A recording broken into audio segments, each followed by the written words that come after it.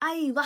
ഇത്രയും നല്ലൊരു ബിരിയാണി സത്യം പറഞ്ഞ എന്റെ ജീവിതത്തിൽ ഞാൻ ഇതുവരെ ഉണ്ടാക്കിയിട്ടില്ല. അത് മാത്രമല്ല ചിക്കൻ ബിരിയാണി മാത്രം ഉണ്ടാക്കുകയും കഴിക്കുകയും ചെയ്തുകൊണ്ടിരുന്ന ഞാനാണ് ഇപ്പൊ ഇത്ര സുന്ദരമായിട്ട് ബീഫ് ബിരിയാണി ഉണ്ടാക്കി കഴിക്കുന്നത്. ആദ്യം തന്നെ ബീഫിലോട്ട് ആവശ്യത്തിനുള്ള മഞ്ഞപ്പൊടി, മുളകുപൊടി, കുരുമുളക് പൊടി, മസാലപ്പൊടി, ഉപ്പ്, ഇഞ്ചി വെളുത്തുള്ളി പേസ്റ്റ്, തൈരും ചേർത്ത് നല്ലതുപോലെ മിക്സ് ചെയ്ത് ഒന്ന് റെസ്റ്റ് ചെയ്യാൻ വെച്ചിട്ട് കുക്കറിനകത്ത് ഒരു 5-6 വിസിലിന് വേവിച്ചെടുക്കണം. ആ സമയം കൊണ്ട് ബിരിയാണിക്ക് വേണ്ടുന്ന സവാളയും തക്കാളിയൊക്കെ അരിഞ്ഞെടുത്തിട്ട് അതിൽ നിന്ന് കുറച്ച് സവാള, ഉണക്കമുന്തിരി, അണ്ടിപ്പരിപ്പൊക്കെ നെയ്യിലൊന്ന് വറുത്ത് കോരി മാറ്റി വെക്കുന്നുണ്ട്. സാധാരണ ഞാൻ ബിരിയാണി വെക്കുന്നത് കുക്കറിനകത്തായതുകൊണ്ട് തന്നെ ചോറ് ഇറച്ചിയൊക്കെ ഒറ്റയടിക്ക് കുക്കറിനകത്തിട്ട് വിസിലടുപ്പിച്ചെടുക്കുകയാണ് പതിവ്. പക്ഷേ ഇതിപ്പോ ദമ്മിടാനുള്ള ഒരു അതിയായ ആഗ്രഹവും ത്വരയും കൊണ്ട് സെപ്പറേറ്റ് ഒരു കലത്തിൽ സ്പൈസസും ഉപ്പും നാരങ്ങ നീരും ഒക്കെ ചേർത്ത് ചോറും വേവിക്കാൻ വെച്ചു വേറൊരു പാത്രത്തിൽ ബീഫ് മസാലയും സെറ്റാക്കി എടുക്കുന്നുണ്ട്. അതായത് സവാള, തക്കാളി, ഇഞ്ചി വെളുത്തുള്ളി, പച്ചമുളക് പേസ്റ്റ് വഴറ്റി അതിലോട്ട് ബിരിയാണി മസാല ഉൾപ്പെടെയുള്ള പൊടികളും തട്ടി വേവിച്ച ബീഫും തട്ടി മിക്സ് ചെയ്തെടുക്കുമ്പോഴത്തേക്ക് ബീഫ് മസാല റെഡി. ഇതിന്റെ മുകളിലായിട്ട് ചോറും വറുത്ത് വെച്ചേക്കുന്ന ഐറ്റംസും മല്ലിയിലയും നെയ്യും ലെയർ ലെയറായിട്ട് ഒഴിച്ചു കൊടുത്ത് ഒരു 15 മിനിറ്റ് ലോ ഫ്ലെയിമിലിട്ട് ദമ്മിട്ടെടുക്കുമ്പോൾ കിടിലം ബിരിയാണി റെഡി. അപ്പോക്കെ ബൈ.